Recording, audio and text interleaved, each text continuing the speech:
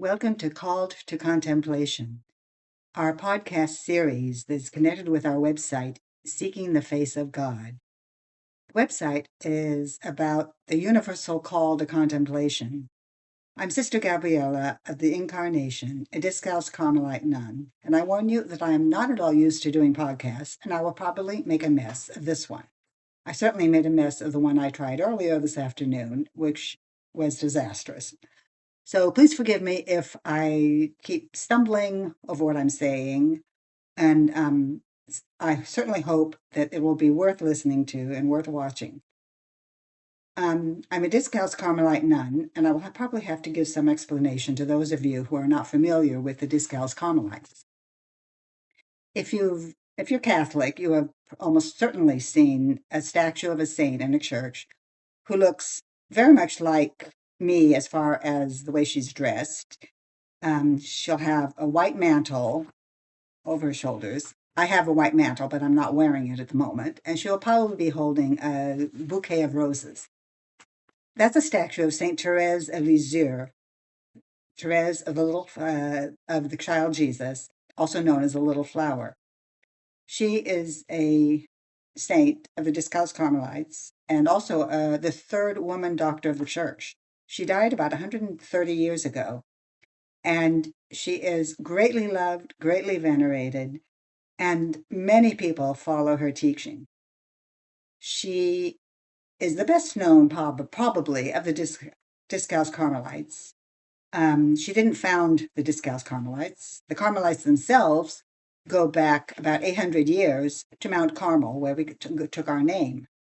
The original Carmelites were soldiers who had taken part in the Third Crusade and followed Richard the Lionhearted to Palestine at the end of that would have been the 1100s. And around 1200, 1200, they settled on Mount Carmel, a few of them, to live as hermits.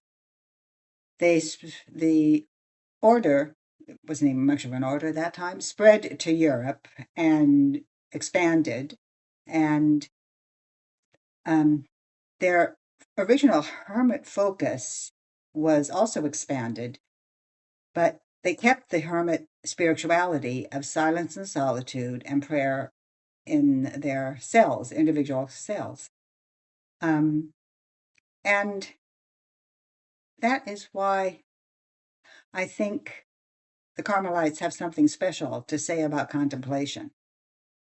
A lot of people have heard of contemplation, not too sure what it is, but let me see, how shall I express this? More and more young people are saying that they are not religious. They're spiritual, but not religious. And that usually means, let me see, I have a definition I came up with.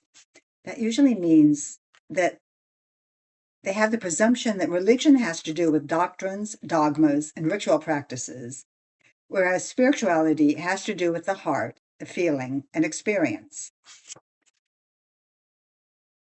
Carmelites certainly believe in doctrines and dogmas and religious practices, but we also very much believe in the heart, the feeling, and the experience. Basically, I think what these people are looking for is a living relationship with God. And that's what we believe is given by faith. Usually when we speak of faith in the Catholic Church, we mean that we accept the doctrine, the dogmas, and we practice the religious rituals. But that's not the essence of faith. That's simply the expressions. The essence of faith is God sharing his own knowledge with us. He lets us know him the way he knows himself. As Jesus said, I know my own and my own know me, as the Father knows me and as I know the Father. That's a living relationship, a living knowledge, the kind of knowledge that you get from being with someone in the way they live. We can know about God, But that doesn't mean that we'll love him. But when we know God, we can't know him that way without believing that he loves us and that we can love him in return. St. Teresa of Jesus was the founder of the Discalced Carmelites. As I said, the Carmelites began in around 1200, but by the 1500s, the church was in disarray, greatly, partly in large part, the effect of the Black Death, which decimated Europe in the 1300s.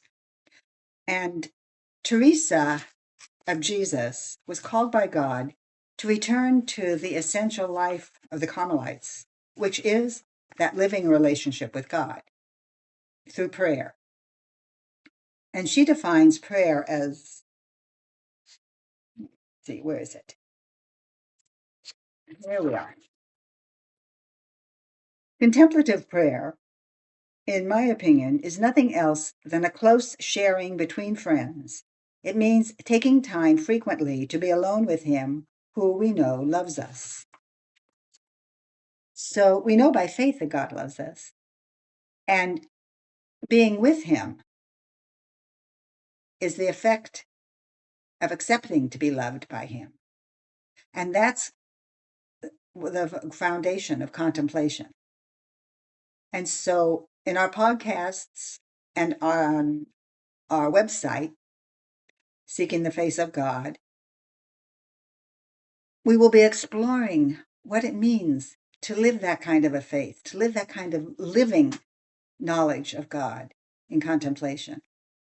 I hope you will join us in our future future podcasts, and I hope I haven't massacred this one too much. And I hope you will visit our website, www.seekingthefaceofgod.org, or you can email us at toseekgodsface@gmail.com. God bless you, and I hope we will be together again soon.